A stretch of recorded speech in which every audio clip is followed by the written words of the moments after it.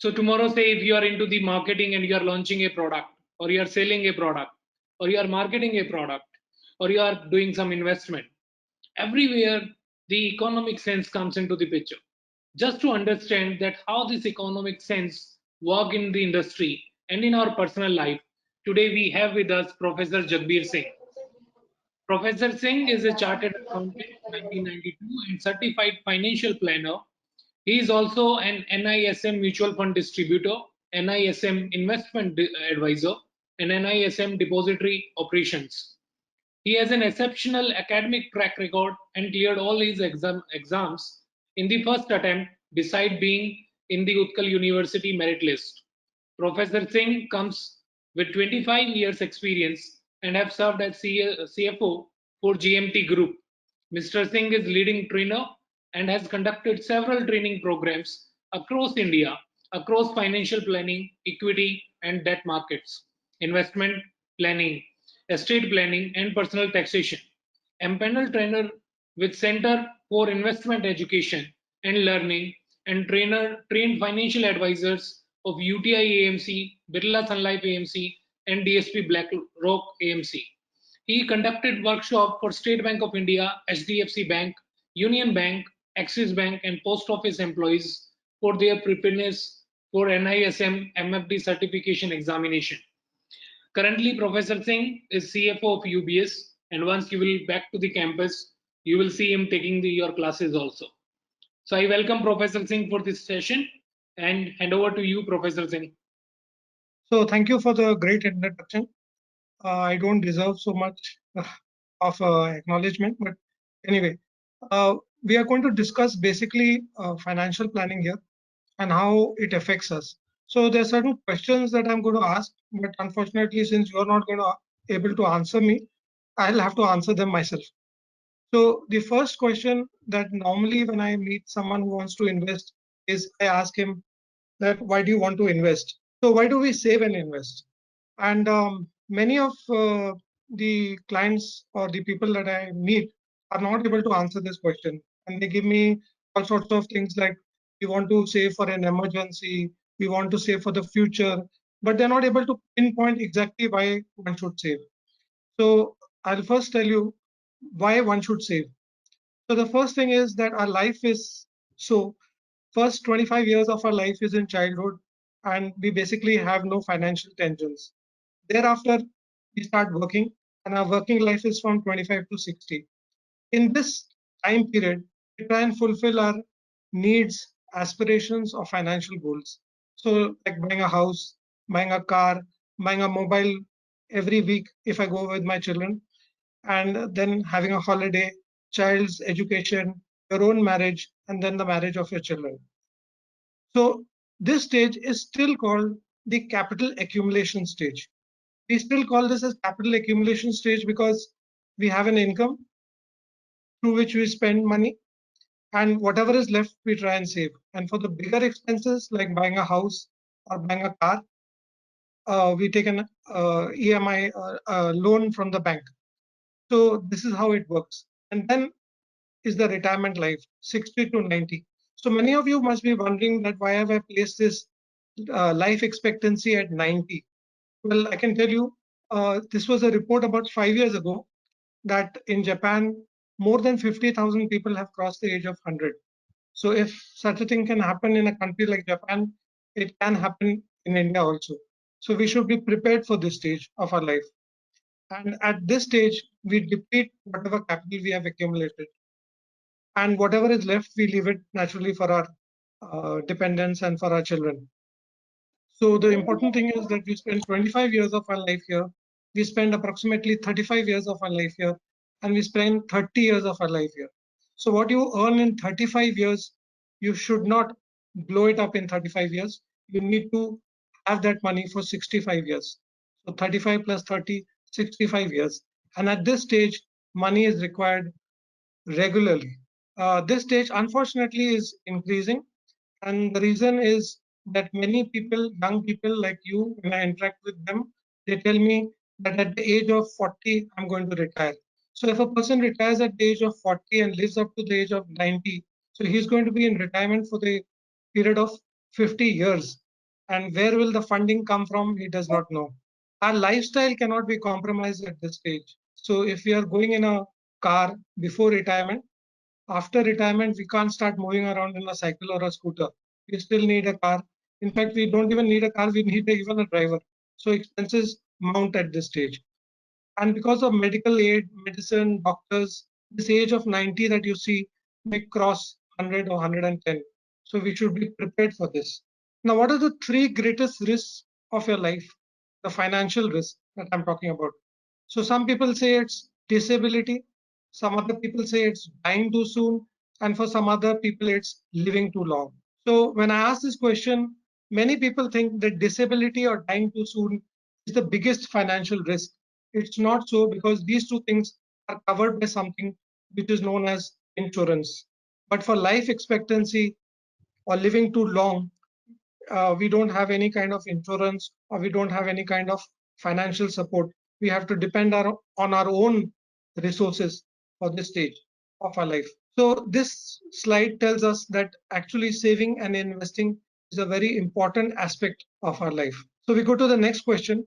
What is the difference between saving and investing? Again, here, many people are not able to tell us why exactly we need to save or invest, and what is the difference between the two. So I'll just explain to you in a very, very simple format. You have 5 lakh rupees in a saving account, and I ask someone that what is the rate of return that you get in a saving account. So many people are not even able to tell me this. It used to be 4%, it came down to 3.5%, and now State Bank of India has even decreased it, and it's hovering around 2.5% now, as far as State Bank of India is concerned. Anyway, for simplicity's sake, I've taken it at 4%. So 4% of 5 lakhs is, we have to add 20,000 to this. Now, when you add this, then there is an interest element on it, and there is a tax element on it. So the tax is how much? On 20,000, of course, it depends upon your tax slab. But the first 10,000 rupees is exempt, and thereafter, whatever is it, it is taxed according to the tax slab. Now, if your tax slab is 30%, you will be taxed at 3,000 rupees. Balance at the end of the year is 5,17,000 rupees. Are you happy with this? So many people are not able to answer this. They say, I'm not happy because it's just 17,000. But they're not able to tell me the exact reason why they're not happy. Exact reason is because at the same time, there is something called inflation. An inflation of 8%, if you're considering 4% as the interest rate, so I'm compelled to take 8% as the inflation rate. So on 5 lakh rupees, 8% is 40,000 goes. And what is the value at the end of the year? 4,77,000. So you have 5,17,000 rupees that is reflecting in your passbook. But when you go to buy something in the market, you can only buy for a thing which is 4,77,000. Now I'll take you to an Excel sheet and try and explain this concept to you a little more in depth. Okay, the Excel is unfortunately not working. Sorry about that. See, the Excel tells us that we have 4 asset classes or 4 places that where we can invest. So what are the 4 places? One is debt, one is equity, one is gold, and one is real estate. Now, many people think that real estate is something which gives you fantastic amount of returns. But if you compute the CAGR, because in real estate, no one talks about the returns per se, they talk about that it has become so much. So I bought a house for 1 lakh, it became 4 crores. So that is how they talk. They don't talk in percentage terms, and hence the comparison between asset classes becomes difficult. So it's always a earnest attempt that one should bring all the asset classes in terms of percentage, so one will be able to understand exactly what is the rate of return one can get. Now, many people don't understand debt. Debt is something when you lend money to someone. So, for example, if I make a fixed deposit with a bank, I'm actually lending money to the bank. When I go and make a fixed deposit with the post office, I'm actually lending money to the central government. Similarly, equity is someone thinks that equity is just meant for trading. Equity is not trading. There are 2 aspects to equity. One is investing, and one is trading. And equity in the long run, that is for investment, is given, at least is given me 16%. And if someone had just invested in the index itself, it would have also given him 16% return. So even if I take inflation at 5%, 6%, 7%, 8%, I'm still making a lot of money in equity because of the gap between 16% and 8%. Now, meeting inflation is not just sufficient. Why is it not sufficient? Because there is something else to it. Now, let me just explain to this concept by way of a slide. So, my grandfather had this car. He was very happy with this car. My father had this car. It had no AC, but it had some music system. And I have this car which has an AC and a music system. But my son says, this is all bakwas. I want something more, and he wants this.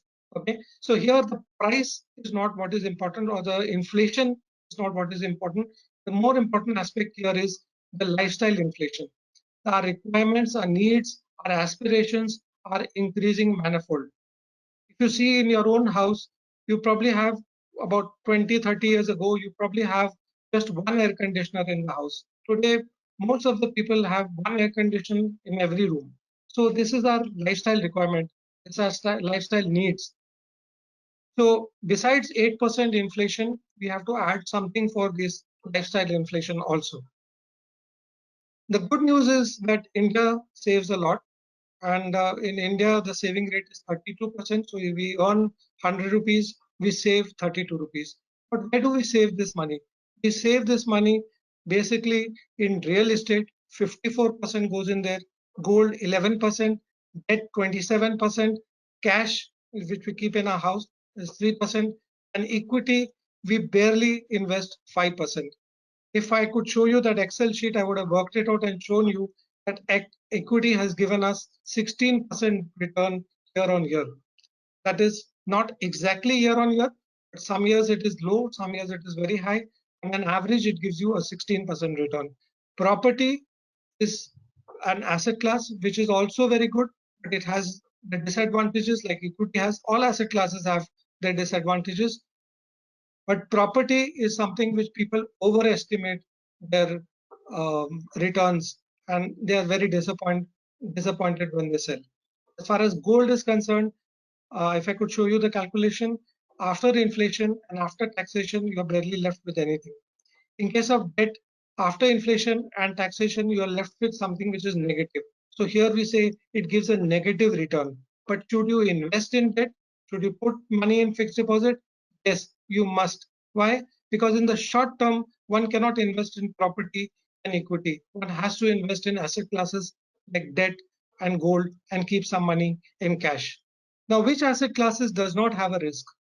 So I asked this question to a lot of people, and I explained to them there are only four asset classes. That's debt, equity, gold, and real estate.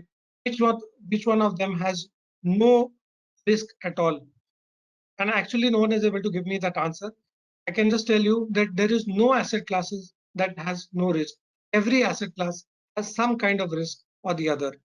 So if we take debt, if I had shown you that Excel calculation, you would have known that after taxation and after inflation, there is never a real return in case of debt. The default risk is there. So presently, the deposit insurance has been increased because of a lot of hue and cry in the country has gone up to 5 lakh rupees. But a year ago, it was just 1 lakh. And then you have a reinvestment risk. My father used to earn around 14% rate of return on his fixed deposit. But towards the end, when he needed the money the most, the rate of interest in the economy had fallen drastically, and he was getting around 8-9% rate of return on his fixed deposit. So he had to adjust his lifestyle to 8-9% rate of return. So then it comes to gold. So many people feel that gold is very safe haven, and one should invest in that. Again, in gold, you have a lot of risk. Once there is no regulator. So in debt market, you have a regulator, which is Reserve Bank of India. In the equity market, you have SEBI. Again, in the property market, real estate market, like gold, there is no regulator as such. There is a regulator, but it's not effective. It varies from state to state, and there is no much regulation there. Again, gold has no usefulness. If I buy gold and keep it in my cupboard, I get nothing out of that gold. It does not generate any returns for me. In case of debt, I get at least an interest. If I put it in property, I get rent. If I put it in equity, I get dividend. But in case of gold, I get nothing. Then the third thing is it's very difficult to get the correct price. So we go back to the jeweler. There are a lot of deductions which he does, and actually we get lower in terms of value than when we had bought it. There is possibility of loss and theft. Because of this reason, some people have put gold into their lockers in the bank. So it's just for your knowledge, I would like to share with you that even the gold lying in your locker in the bank is not guaranteed by the bank. It's not assured by the bank. That's because the banker himself does not know what is in your locker. It's a personal space that has been provided to you. Then it has market risk, but we don't see that market risk because we do not know what is the fluctuation that is going on as we see in equity. Equity, you can see minute to minute, second to second fluctuation, and because of that, we get scared. Again, here in case of gold, doubtful if it is inflation protected after taxation. Gold is supposed to be the best hedge against inflation, but after taxation, it does not give you a real return. Then you have something called equity. Equity, the biggest disadvantage or the problem is the market risk or the price volatility. So this is what is price volatility. When the prices go up and down, I'm not able to sleep in the night. So why does this happen? Have you ever thought about this? So I'll just give you some insight. This happens because there is good news and bad news in the market. If the good news is more than the bad news, naturally the market will go up. And if the bad news is more than the good news in the market, obviously the stock market will go down. So it's as simple as that. Okay. But what we forget or what we focus on is just day-to-day trading. And this volatility is something which we can't stand.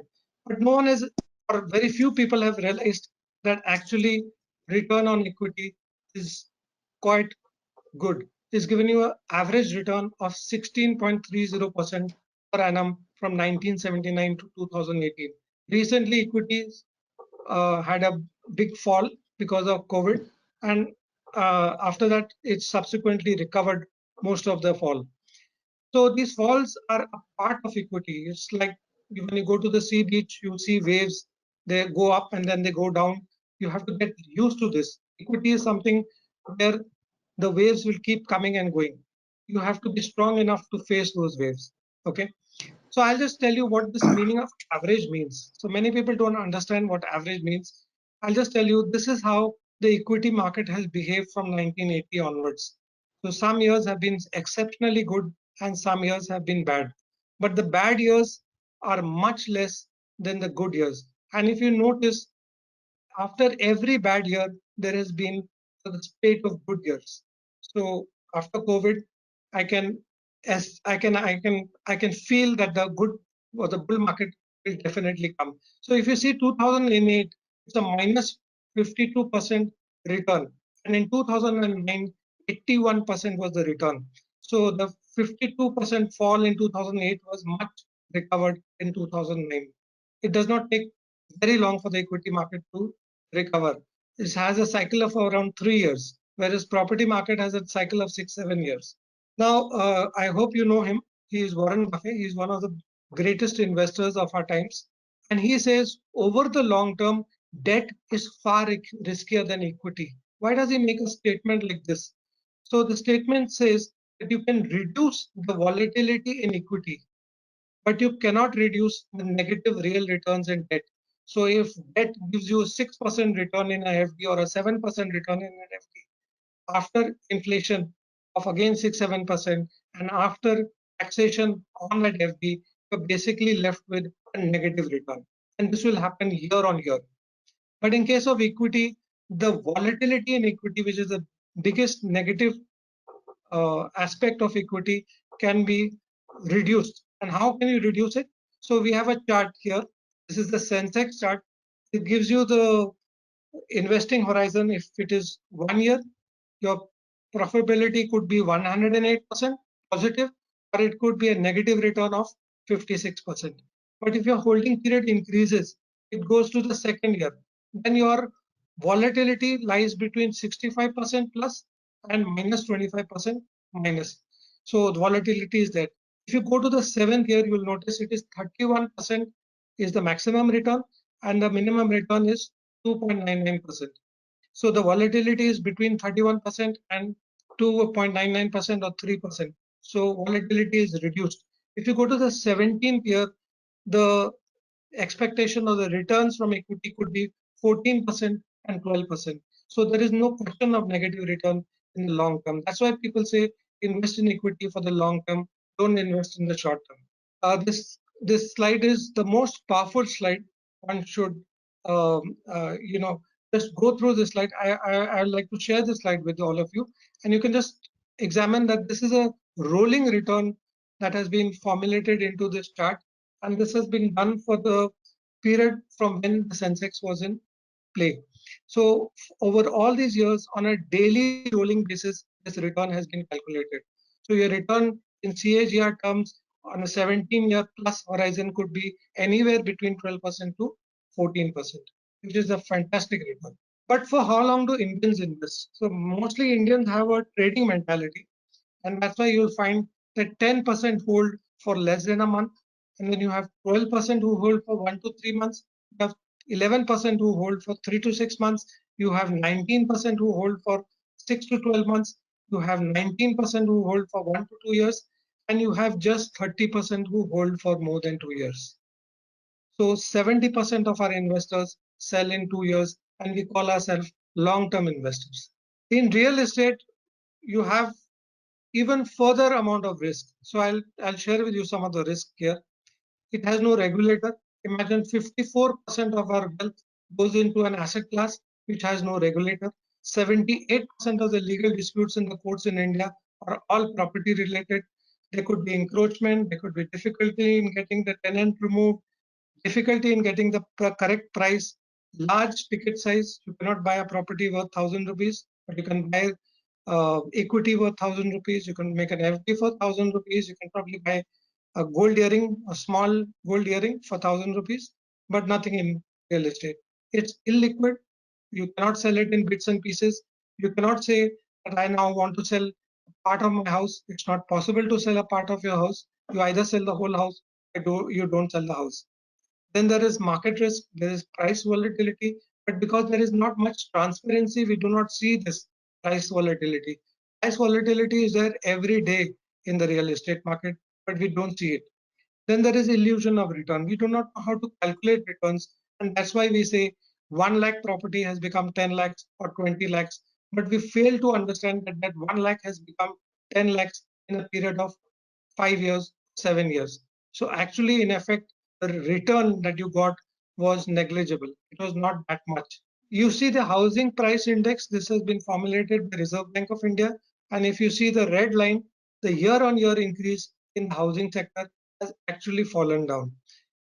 If I tabulate it down from 2009 to 2018, in 2017 it was around 10%. That is all India basis. RBI says you get a return of around 10% per annum return from real estate.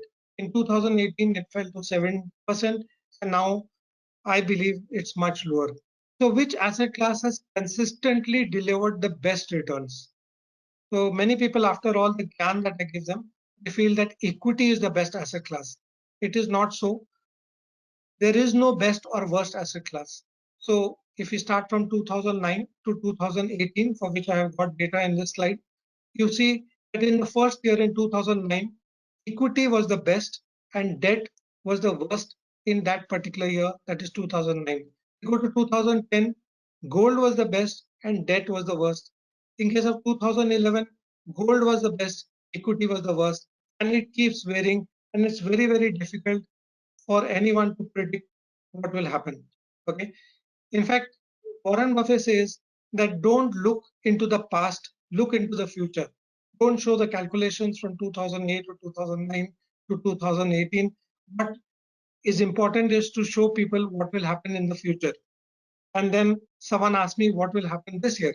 And I am unable to say which is the best asset class and which is the worst asset class. Okay.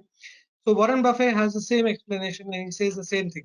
We have the same problem as everyone else. It is very difficult to predict the future. So what does he suggest? So I'll tell you what he suggests.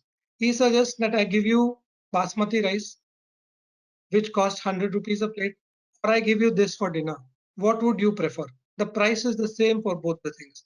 Naturally, people will go for the thali because of the variety.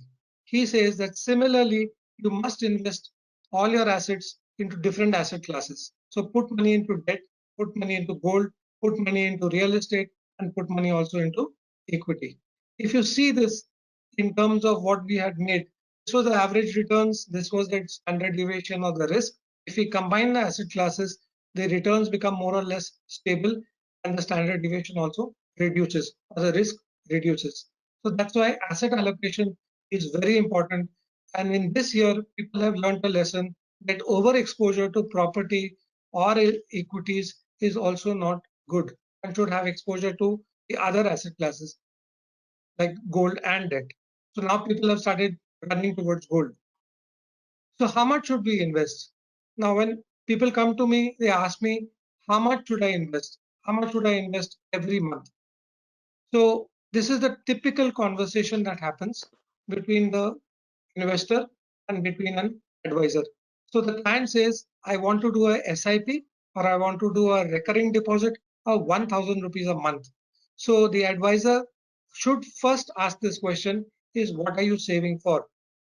And many people do not know why they're saving. They're saving because saving is done. That's all. Okay. So then we explain to them the first slide which I had shown you and explain to them the importance of having a financial goal and saving for that financial goal. And then he says, okay, maybe I will need to save to make my child a doctor or an engineer. So then we ask this question that you're saving 1,000 rupees a month. Is it sufficient to meet this need? And most clients do not know because they have not done the maths. So I'll just do the maths and show you. Can you see this Excel sheet? So you have taken admission to UBS, and what would be your fees for this education? Can you tell me that? Let's take average of 10 lakh rupees. Okay, so 10 lakhs is what is the cost today. And obviously there is inflation, and because of inflation, the fees will increase each year. So let's take a very conservative figure of inflation. We'll take it at say 6%.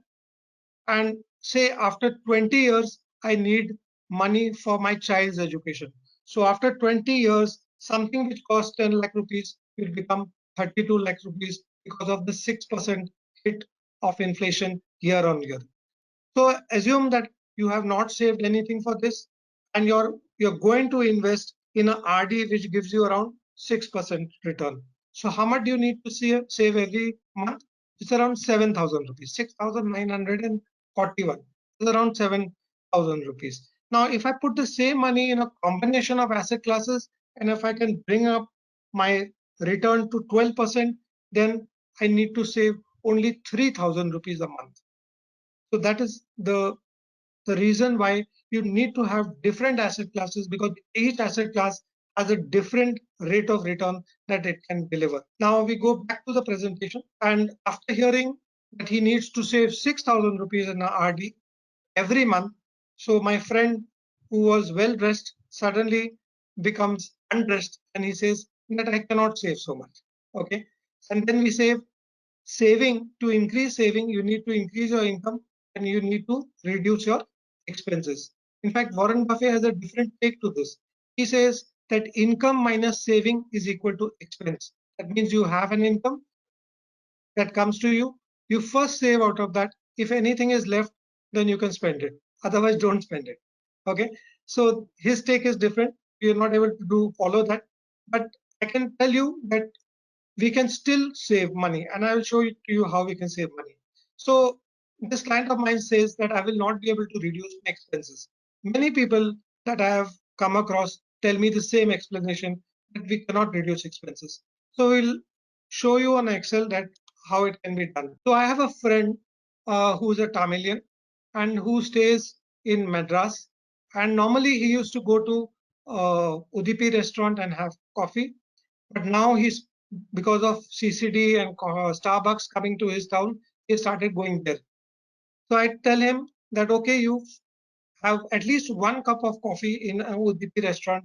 So a coffee that costs 120 rupees will cost you only 20 rupees in a Udupi restaurant, will be able to save 100 rupees a day. So what is the saving in a year? It's 36,500.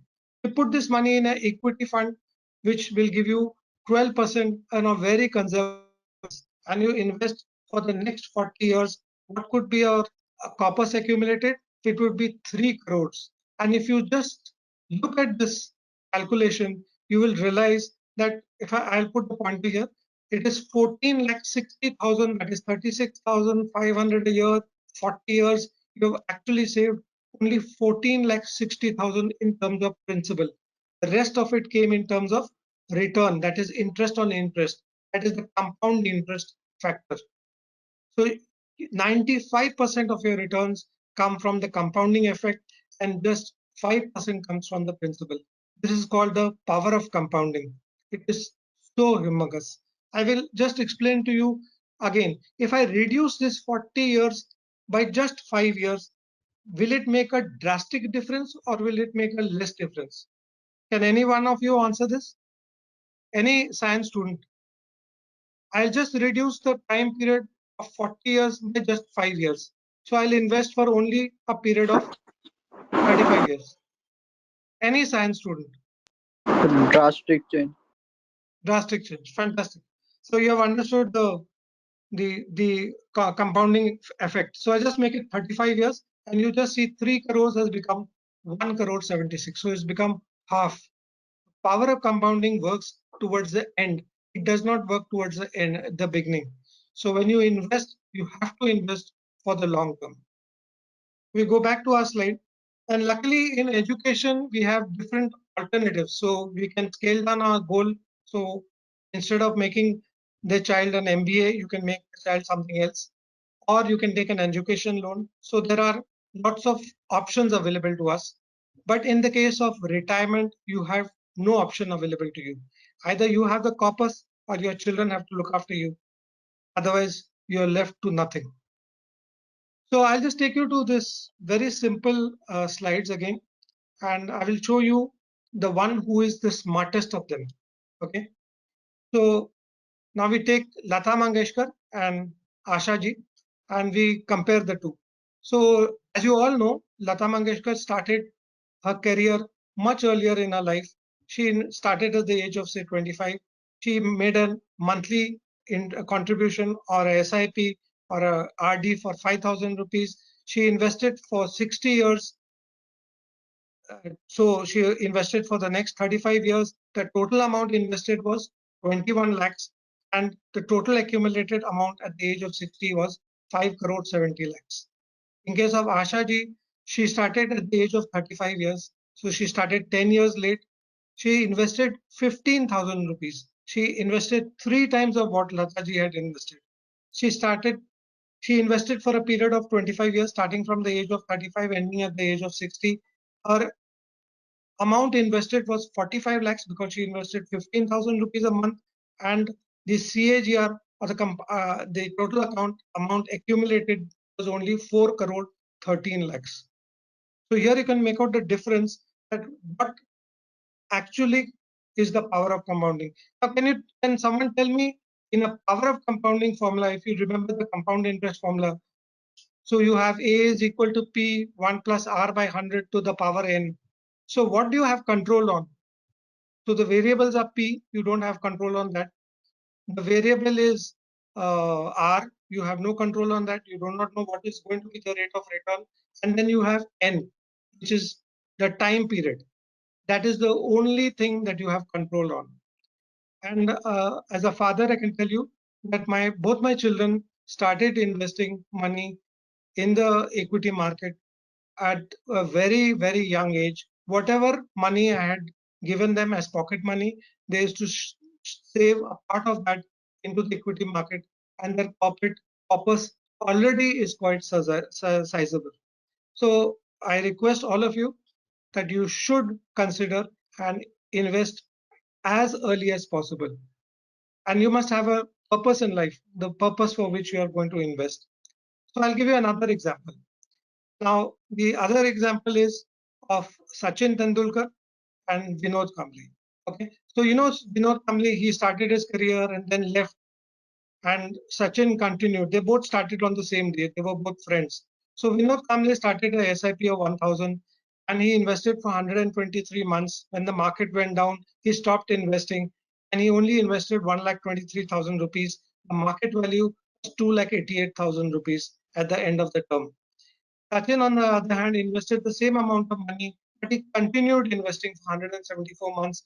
He did not get perturbed by the fall in the markets, and he took advantage, in fact, in the fall in the markets, and he invested 1,74,000 rupees, which yielded 4,74,000 rupees.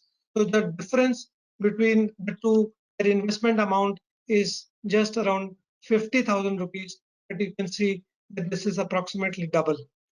So you should never stop investing when the stock market falls. That is the best time to invest because you're getting things at a discount. So when you go to a big bazaar or you go to a mall and there is a discount, do you buy more or do you buy less?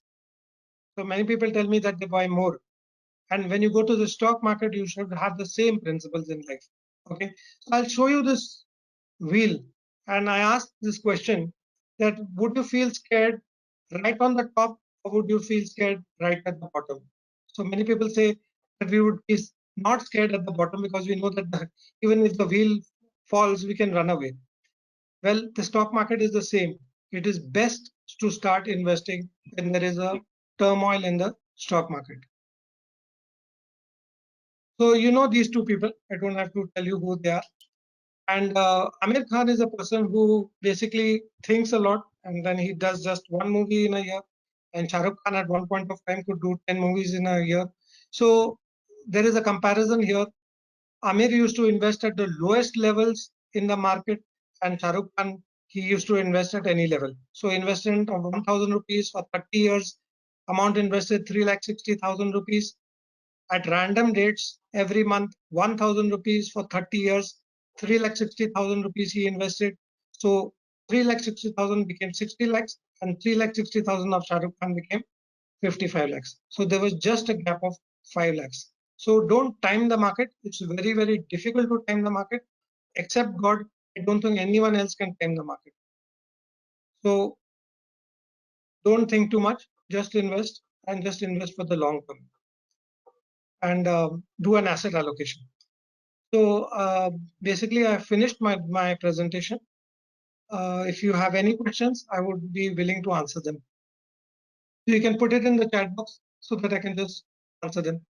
Sir, I am Ajit. I want to ask one question, sir. Yeah. Sir, when is the best time to invest money in? So there is no best time to invest money.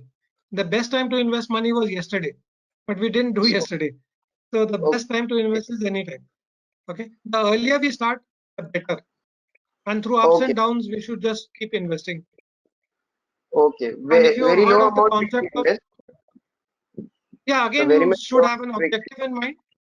You should have an objective in mind, like I showed you on Excel. You have to have an objective in mind. Once you have that okay, objective in mind, and when you know the future value of that objective, then you can plan how much you need to invest to make that come true. okay, okay. Thank you, sir.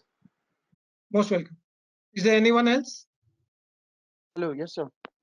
Sir, Yeah, you just told about that we should invest in gold, but the gold is a commodity, and because in now market days, the commodity is the riskier market because it's like a in other words, in Indian market, people say it's like a jua for the commodity market, not for the equity market, not for the other market.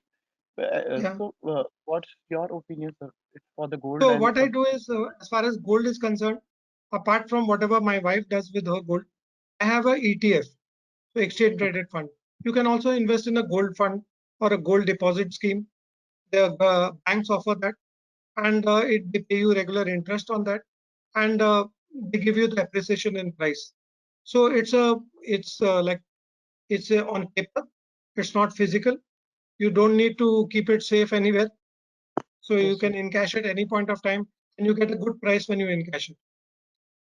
Okay. So I So, but basically have divided my portfolio, and I put money into gold, but I put it in ETFs, exchange traded funds. one more So thing, any Warren other Buffett. question? Yes, sir. Yeah, So Yeah. one more. So Warren Buffett once said that actually he have done some. He have done the practical. He have proved this by practical approach. He invested the some money, same money in FD, and the same money in this share market, equity share market, and Yes, he proved yes. that after 5 to 10 years that he what money he got from the FD was more than the money he invested in equity market. So, No, yeah. so you see, all these things are from time to time, point to point. So all asset classes don't move at the same time. They move in different cycles at different points of time. Okay. So I can show you another calculation which shows equity gave you much more returns. That's why I go on and on insisting, because that you cannot time the market, you cannot know which market cycles will play at what point of time. So you should invest across asset classes. That's why I always recommend put your money in all the 3 or 4 asset classes that you choose. Don't just stick to one asset class, because you don't know what is the future. Okay, sir. Sir, can you tell something about Bitcoin? Bitcoin is something that I would not recommend, because the regulations are a big this thing, question mark, at least in India. And you do not know whether you're going to get the money back or not get the money back. So in investing, one of the principal things is return of capital is more important than return on capital. I hope you have been able to understand this. Return Okay, of capital is more important than return on capital. That means okay, downside protection is more important than the upside. okay, okay, okay. Thank you, sir. And the basic thing is that I need to beat inflation. That's all. As long as I Okay, keep beating inflation, my wealth will grow. The day I stop beating inflation, my wealth will erode. okay. Thank you, sir. Most welcome. So can you please elaborate this point, that return on capital and return in capital, that that's not clear for me. Okay. So return of capital. So if I give you 1 lakh rupees and you give it back to me, so return of capital is more important than return on capital. So if you had promised me 21% rate of return and you gave me nothing, neither the 21% rate of return nor my money back, so that is worse. So whenever someone gives you a very high rate of return, then obviously the risk there is obviously very high there. For risk and return, they say, are brothers. So higher the risk, higher the return. Is it correct or not? Yeah, yes, it is. It is not correct. I'll tell you why. Because otherwise, chit funds will do very Okay. well. Okay. So higher the risk, higher the return is not correct. But higher the return, higher the risk is very much correct. That means if someone promises you 20%, 30%, 40% return, then obviously the risk involved is much greater. That's why he's offering you that kind of returns. Okay. So return of capital, return my money back, is more important than return on capital. So getting 12% or 14% don't make a much difference to me as long as I get my money back and whatever that 12% return you give me. That is more important to me. Right, I sir. hope I have been able Thank you, sir. to help you with Yeah. that. Yes, sir. Definitely. Professor Jagbir, there Any are other? two more questions. Let me ask on the behalf of the student because they put up in the chat box. That Sure. what are your suggestion that how the student who are new into the financial market, how they can start investment in equity market? Okay. Okay. So though I am a chartered accountant and also I've done my CFP, I still don't have time to check and regulate or review my investments every now and then. So what I do is I select equity mutual funds, debt mutual funds, and gold mutual funds, and I deploy my money into them. I wish in India we had a real estate fund. I would put my money there also. So here you have a fund manager who looks after your money. He charges you peanuts and he does a very good job. So equity by itself, that is the market by itself, has given us a return of 16%. But if you see the funds, they've given anywhere between 18, 19% to 24% of return. So which is very good in my opinion. And most of us don't have the time or the inclination. So I have 2 portfolios. In fact, I'm trying to learn the tricks of the trade. So I have a portfolio which is in the demat form and which I buy and sell shares, and I have most of my money in mutual funds where I have diversified in asset classes. Thank you. Okay, let me take one more question. It is not easy to predict the market. When I will agree. market grow? When will get down? How can we invest? Okay. So if I could predict the market, I wouldn't be sitting where I am sitting, Yeah. and I would be a big liar, and or I would be God. Okay. So it's very, very difficult. That's why I say that invest every month or every other month. Whenever you can invest and top up your investments, especially when the market goes down. That is the real time to invest. That is when you can enjoy the benefits of buying things at a very cheap price. You can continue with your presentation. So, So my presentation is over. okay. So let me take more questions then. I thought Okay, we are going to. let me just try. I'll just try to upload that Excel file which I was not able to do so in the beginning. Okay. I'll just do it. Just give me 1 second to do. Can you see this now? Yes. Okay. So this is the sheet that didn't open. And as I told you, there are 4 asset classes or 4 places where we can invest. Inside these 4, we can have lot of sub asset classes, but basically either we have debt or equity or gold or real estate or property. Okay. So now if you can tell me what is the average return that I can expect from a fixed deposit, can you tell me that average return, what I can expect today if I 8 invest? to 9%. 8 Okay. to So let's 9%. take If it you as invest small, let's take it at 8%. I don't think it's okay, 9% anymore. yeah, So we'll take it at 8%. So I have already told you the whole story. But if you were to invest in equity, what would you predict would be the return going forward for the long term? Percent. 10 to 11%. 10 to 11%. Okay, so let's take it at 10%. Let's be conservative. Okay. What about gold? Now, gold they say is the best hedge against inflation. So if inflation is 8%, then we have to take gold as 8%. So what should we take this? 8. 8%. Okay. And what about property? As per now, market is down, so property should not be more than uh, Let's take it 5 as Okay. of now. Okay. So I'll do a calculation here and I'll just show you what I read in the papers. So someone said that he purchased a property in 1917 for 1 lakh rupees. Okay. So the paper did not say what was the recurring cost. Obviously, there must have been recurring costs for maintenance, for property taxes. We have to ignore that because we don't know exactly what it was. And he sold the same property for 400 crores. So 1 lakh became 400 crores. So if I take 400 crores in lakhs, it will be 40,000 lakhs. So fantastic return. It's the 100 Fantastic years old. return. What? Yeah. So 100 years have gone by, and we don't take that into calculation. When we take this into calculation, it shows us that it actually gave only a 11% return. Okay. And when you talk to builders and property developers, they always talk about 1 lakh became for 400 crores. They don't talk about what is the actual return. Okay. So here, what should we take? Let's take it 5, sir. So property, what should we consider? We worked out here it was 11%. So let's take it at 11%. Yeah, if we take it at 11%, and if because we have taken gold at 8%, we must take inflation also at 8%. Now you just see the calculation. We start from here. That is the FD return after taxation. You're left with 6%. Then you have inflation, and post-inflation you're left with minus 2%. So it's minus 2% negatively compounding every year. In case of equity, we started with 10%, you're left with 1%. In case of gold, you started with 8%, you're left with minus 2%.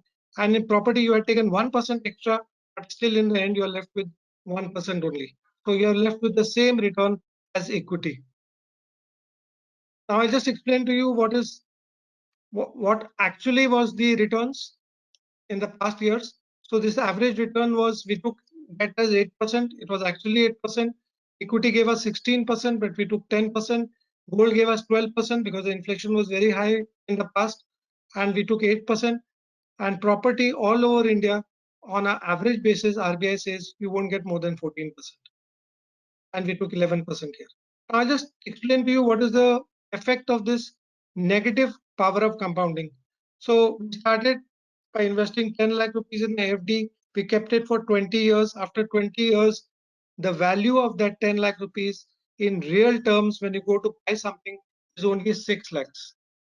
So actually your money or your wealth has depreciated in value. But should you put money in debt as an asset classes? Yes, you should, because for the short term, if you need money, if I need to buy a car after 1 year, I have to have some money in fixed deposit rather than having it in equity or gold or property. You have any Yeah, questions? I have the question from the students. So let me Okay. choose 2, 3. Yeah, sure. So one Sure. from Pooja is I plan to invest now. I am referring to the pandemic. How can I start investing? Maybe in terms of money or which class of asset? Yeah, as I told you, 100 rupees a day also makes hell of a lot of difference. So start somewhere and don't wait for the right time. Every day is the right time to invest.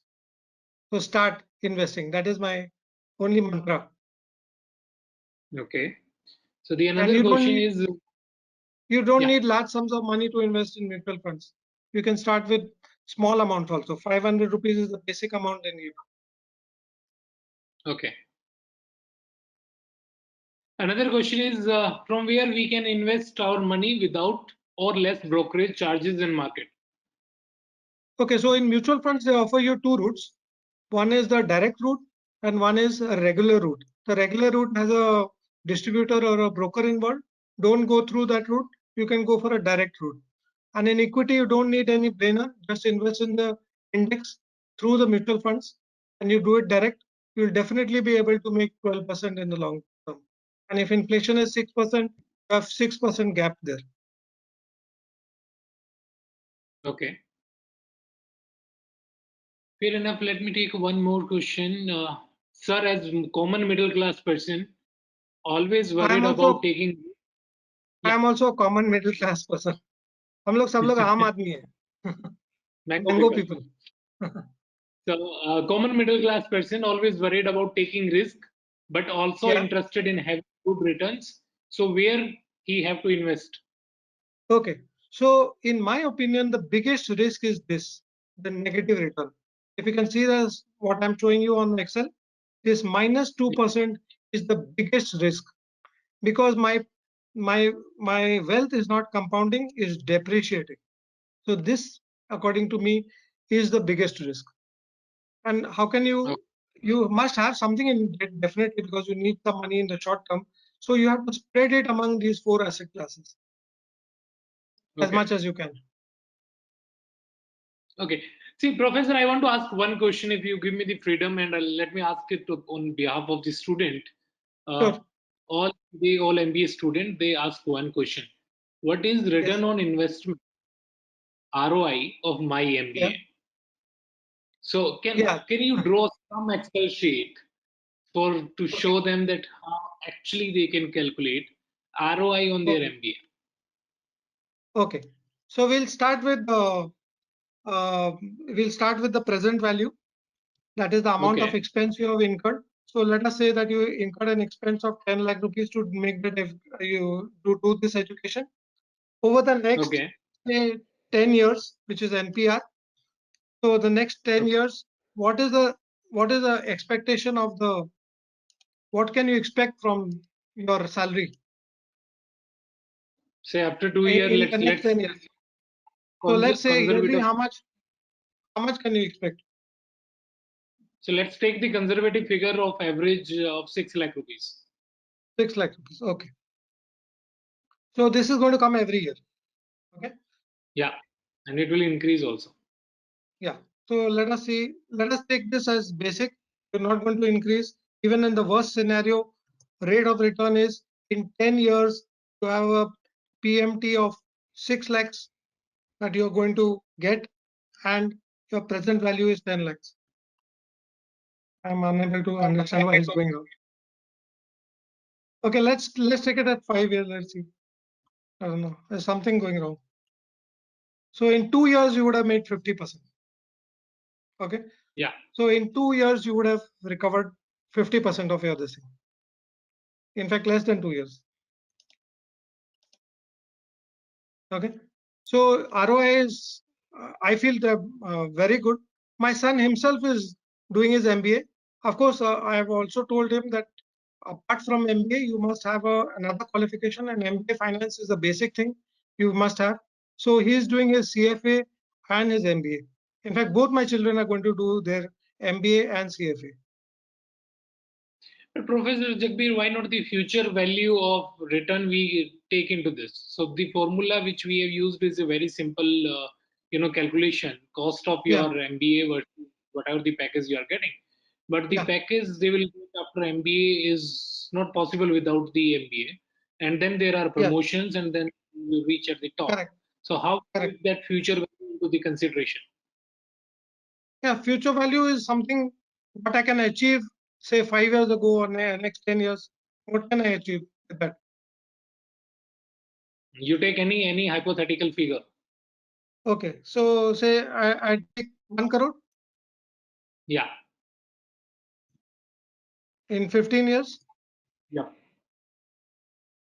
so 16.59%, Means which that is is better than as good as any. equity. So that's how, so this is a very common question which every student asks.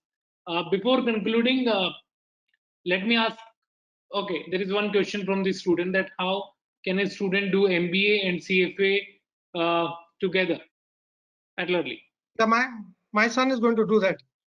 So he has taken a break between BBA and MBA. He's working because he wants to join after 1 year, and so he started doing his CFA. Unfortunately, this July exam was postponed, so he's going to give the exam in December.